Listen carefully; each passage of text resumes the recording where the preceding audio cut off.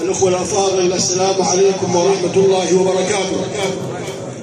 اجتمعنا في هذا المكان المبارك في بيت النجم جزاك الله خير لمواساته في وفاة الحجية أم محمد الله يرحمها. كلام عند العرب قبل يقول إذا ماتت الأم وقع سقف البيت. الأم ملاك. الأم تجمع.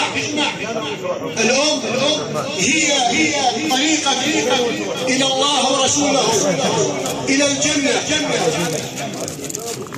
فإذا ماتت الأم حزن البيت، تفرق الأولاد. وهذه من المصائب العظيمة. يا أيها الذين آمنوا استعينوا بالصبر والصلاة إن الله مع الصابرين ولا تقولوا لمن يقتل في سبيل الله أموات بل أحياء ولكن لا تشعرون ولنبلونكم بشيء من المرض وبشر الصابرين الذين إذا أصابتهم مصيبة قالوا إنا لله. بعض الناس بل أغلبية الناس يعرف أن الصبر على مصائب الموت فقط، الأجر على مصائب الموت لا. إنما العلماء الفقه الشرع علماءنا أصلا والصبر على 3 مراحل. الأجر مالها الصبر على الطاعات، الصبر على ترك المعاصي، والصبر على مصائب الدنيا. الصبر على الطاعات وأمر أهلك بالصلاة واصطبر عليها. في هذا عندك عمل يا رب العزة، الصلاة والصيام، عمل تصبر على الطاعات. هذه أعظم الأجر على هذه الصبر والصبر على مصائب الدنيا.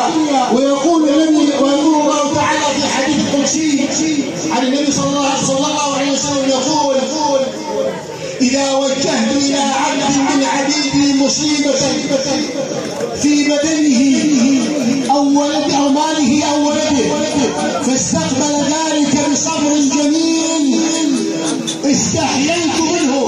منها قائل رب العزة استحييت منه أن أصل له ميزان أو أنشر له ديوان. هذا من كرم رب العزة. الصبر على مصائب الدنيا. قال تعالى ليبلوكم أيكم أحسن عملا. ما قال أسوأ عملا في القرآن العظيم. دخل النبي صلى الله عليه وسلم إلى الأنصار ذات مرة قال يمؤمنون أنكم إلى مصيبة الموت فليستقبل الموت فراق الوالدين في هذه الحياة الدنيا. فاستعد أن تكون صابرا محتسبا الأجر عند الله.